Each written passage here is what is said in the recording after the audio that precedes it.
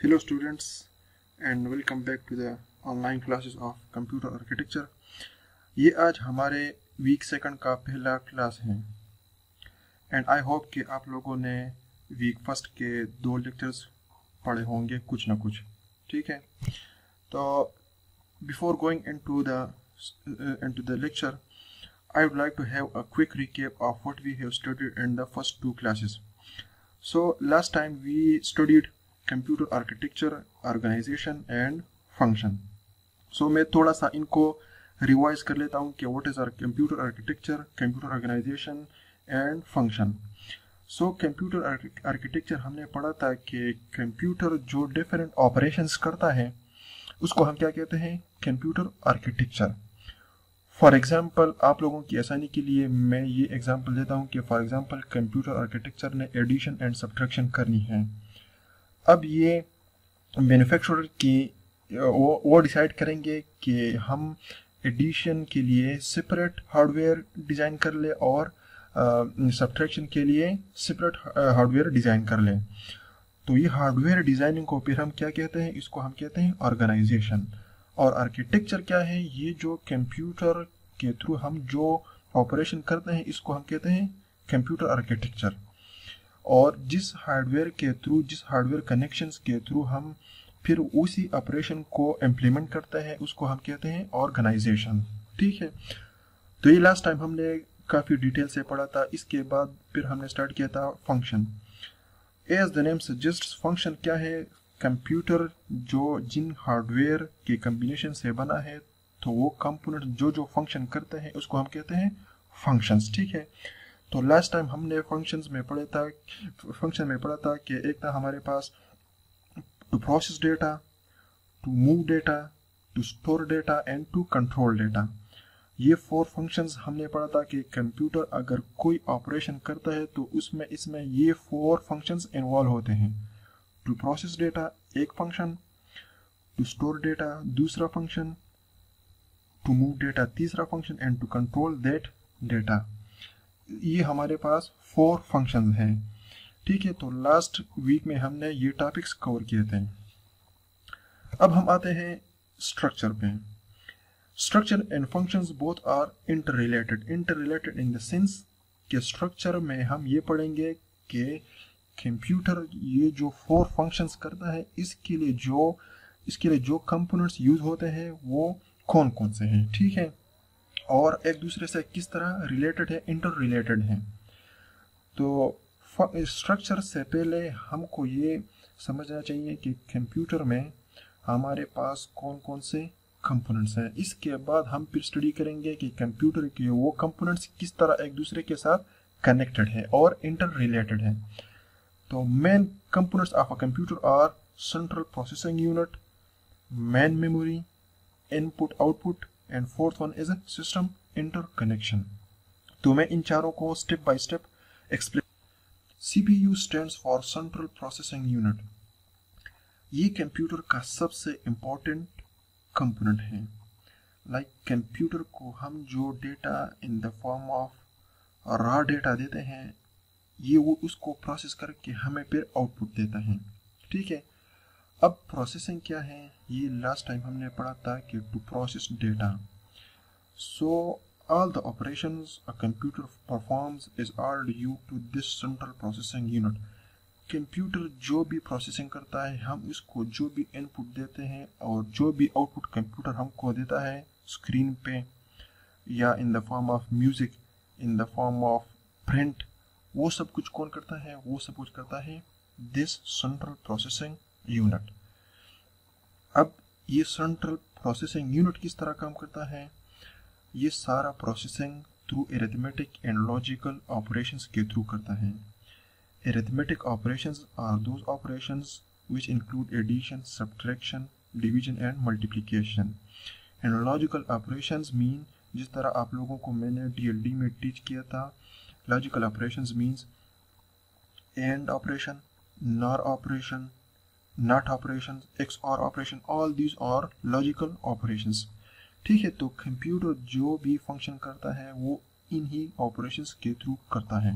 ठीक है, और मेन जिस तरह मैंने कहा कि मेन ऑपरेशन प्रोसेसर करता है, और इसके लिए जो इंस्ट्रक्शंस और जो डेटा प्रोवाइड करता है उसके लिए और कंपोनेंट्स यूज होते हैं। ठीक, सो हमारे पास नेक्स्ट स्ट्रक्चर है, नेक्स्ट कंपोनेंट है स्ट्रक्चर में memory.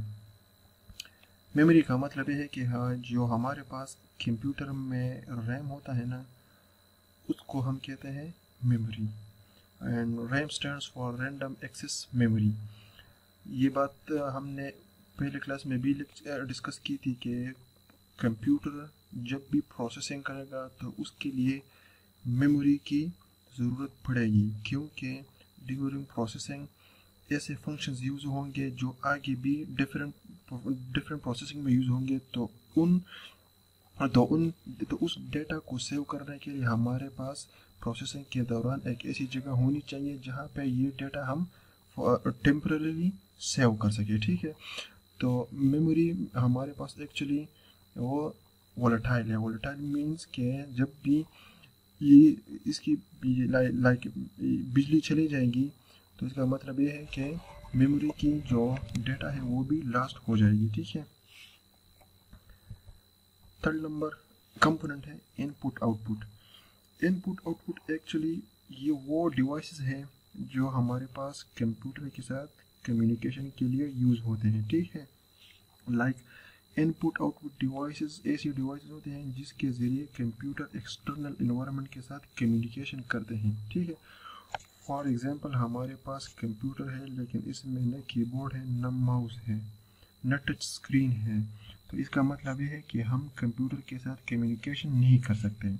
So in order to communicate with the computer we need input devices. ठीक है, अब जब हमने कंप्यूटर को इनपुट दे दिए यूजिंग माउस और टच स्क्रीन और कीबोर्ड, इसके रिस्पॉन्स में कंप्यूटर हमें आउटपुट देगा।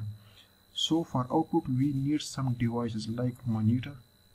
ठीक है, इसी तरह loud speaker, printer, all this stuff और आउटपुट डिवाइसेस। ठीक है, तो हमारे पास इनपुट आउटपुट के बगैर भी कंप्यूटर का जो प्रोसेसर है वो परफॉर्म नहीं कर सकता।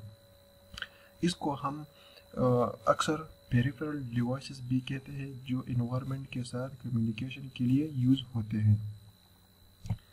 नेक्स्ट कंपोनेंट हमारे पास सिस्टम इंटरकनेक्शन है। सिस्टम इंटरकनेक्शन का मतलब ये है कि हमने अभी तक प्रोसेसर को डिस्कस कर लिया, फिर उसके बाद मेमोरी को डिस्कस कर लिया, उसके बाद हमने इनपुट आउटपुट को डिस्कस कर लिया। अब ये इनपुट आउटपुट डिवाइसेस, मेमोरी और सीपीयू, ये एक दूसरे के साथ किस तरह कनेक्टेड है, किसके थ्रू कनेक्टेड है, उसी कनेक्शंस को हम क्या कहते हैं, सिस्टम इंटरकनेक्शन। ठीक है, ये एक्चुअली हमारे पास इलेक्ट्रिकल कनेक्शंस होते हैं। इलेक्ट्रिकल कनेक्शन मीन्स कि ये किसी कंडक्टर के थ्रू एक दूसरे के साथ कनेक्ट हुए होंगे। ठीक है, और डेटा इन्हीं लाइंस के थ्रू एक दूसरे के साथ ये शेयर या एक्सचेंज करेंगे। इस फिगर में हमने ये फिगर जो है इसको अगर हम देखें यहाँ पे, सॉरी,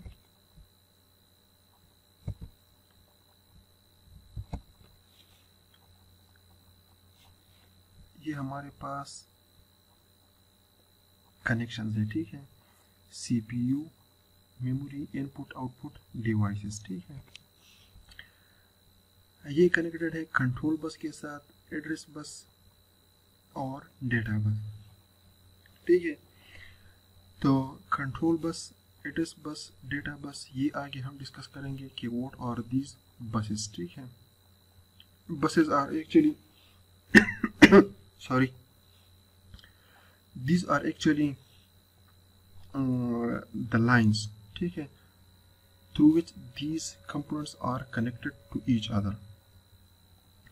Like buses, जिस तरह ये हमारे पास नॉर्मल रूटीन में बस होती हैं वो डेटा ट्रांसफ़र करती हैं।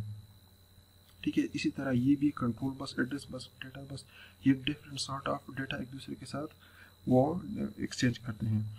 कनेक्शंस क्या है? कनेक्शन हमारे पास ये कनेक्शन है कि कंप्यूटर का जो CPU है वो कंट्रोल बस के साथ किस तरह कनेक्टेड है। ठीक है, तो ये हमारे पास बाई डायरेक्शनल है। बाई डायरेक्शनल मीन्स कि CPU से कंट्रोल बस की तरफ भी डेटा आ सकता है और कंट्रोल बस से CPU की तरफ भी डेटा जा सकता है। इसी तरह अब ये जो है ये हमारे पास यूनिडायरेक्शनल कनेक्शन है। यूनिडायरेक्शनल मीन्स कि इसी के थ्रू सिर्फ और सिर्फ CPU से डेटा एड्रेस बस को जा सकता है, लेकिन एड्रेस बस से डेटा CPU को नहीं जा सकता। इस तरह ये हमारे पास बाई डायरेक्शनल कनेक्शन है। बाई डायरेक्शनल मीन्स के दोनों तरफ से डेटा कम्युनिकेशन कर सकते हैं। ठीक है, तो इट मीन्स के these all are actually system interconnection. Through these हमारे पास जो कंपोनेंट्स हैं ये एक दूसरे के साथ कनेक्टेड हैं।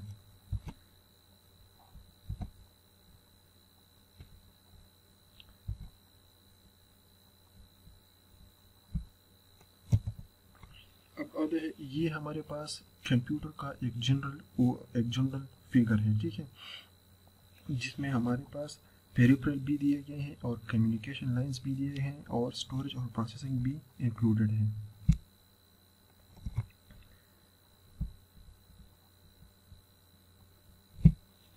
हमारे पास ये पेरिफेरल है। ठीक है, ये जो कनेक्शंस हैं कंप्यूटर के साथ कनेक्टेड है, ये हमारे पास पेरिफेरल है। पेरिफेरल मीन्स कि इसमें कीबोर्ड, माउस, स्पीकर्स, प्रिंटर्स सब कुछ इंक्लूडेड है इस पेरिफेरल में। ठीक है, तो ये किस चीज़ के लिए यूज़ होते हैं? यूज़ होते हैं कम्युनिकेशन के लिए एक्सटर्नल एनवायरनमेंट के साथ। दूसरी तरफ हमारे पास कम्युनिकेशन लाइंस है। कम्युनिकेशन लाइंस वो लाइंस है जिसके थ्रू हम इंटरनेट के साथ कनेक्टेड होते हैं। जिस तरह अगर कोई कंप्यूटर किसी वायर के थ्रू मॉडेम के साथ कनेक्टेड है तो इसका मतलब ये कि वो एक कम्युनिकेशन लाइन को यूज़ कर रहा है। तो ये जो है ये हमारे पास कम्युनिकेशन लाइंस है। ठीक है, सेंटर में हमारे पास स्टोरेज है और प्रोसेसिंग है। तो प्रोसेसिंग के लिए CPU यूज़ होता है और स्टोरेज के लिए हमारे पास RAM यूज़ होता है।